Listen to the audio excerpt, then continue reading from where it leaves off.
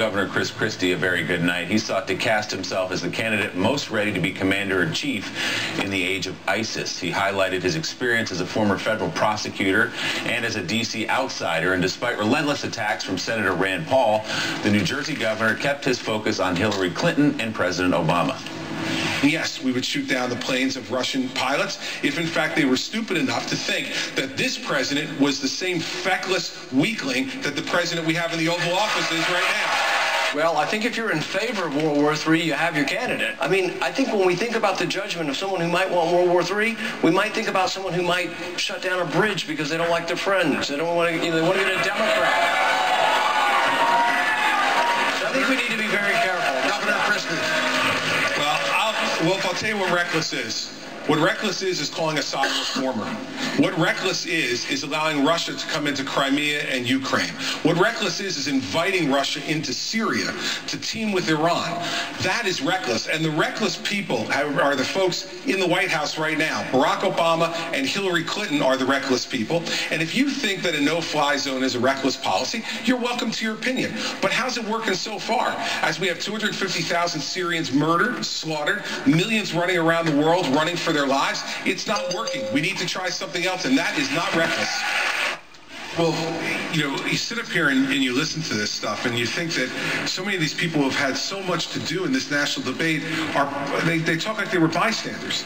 You know, we talk about our military being degraded over time, and yet we've had folks on the stage who've been a part of Congress who have participated in sequester, who participated in the degrading of this military over time.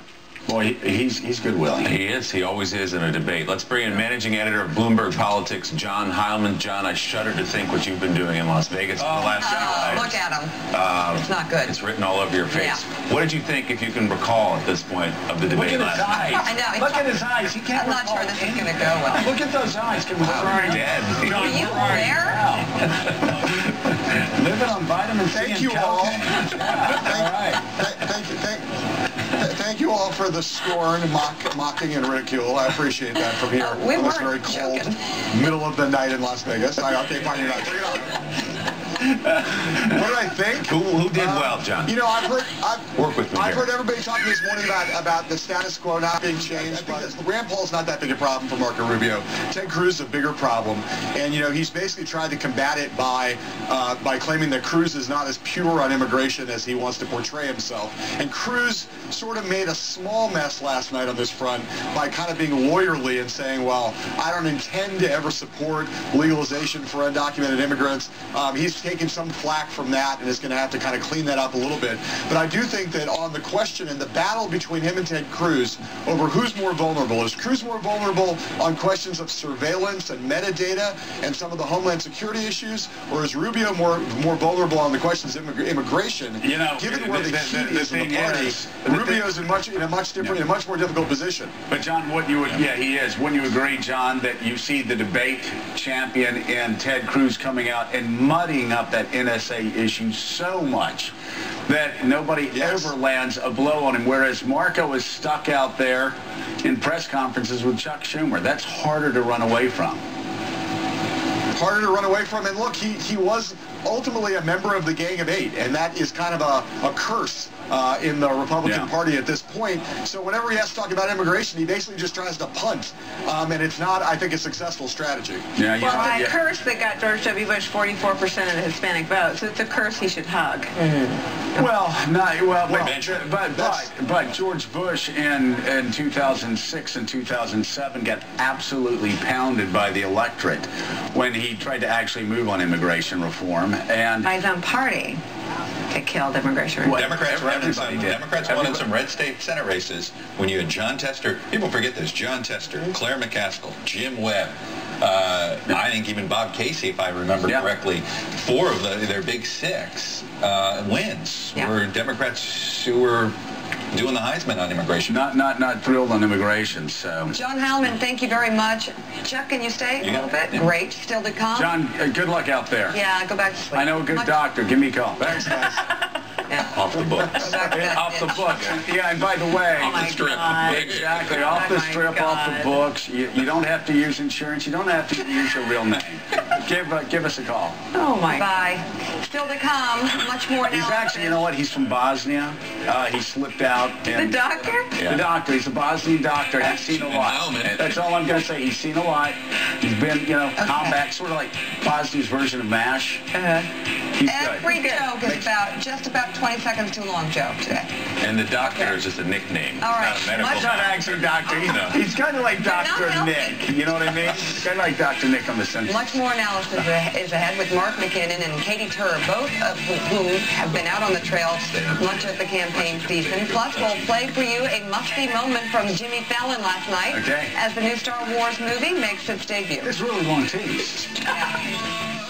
Would you endorse and support whoever wins on your party side? Yeah, I would. You would, with enthusiasm? I would do that, with enthusiasm. I mean, I've gotten to know most of them pretty well. I like a lot of them. I can't say I love everybody, but I like a lot of them. And I respect quite a few of them. Wow. All right, joining us now, NBC. Chris. Yeah, I haven't seen Chris. Chris and Trump together again, It's been a while. That's a pairing I'd like to see again. Yeah, they had those travel movies, but would you like to start the segment? Maybe. This morning, I don't think I've gotten cleanly through one introduction, but that's okay because everything you've had to say is wonderful. Well, thank you.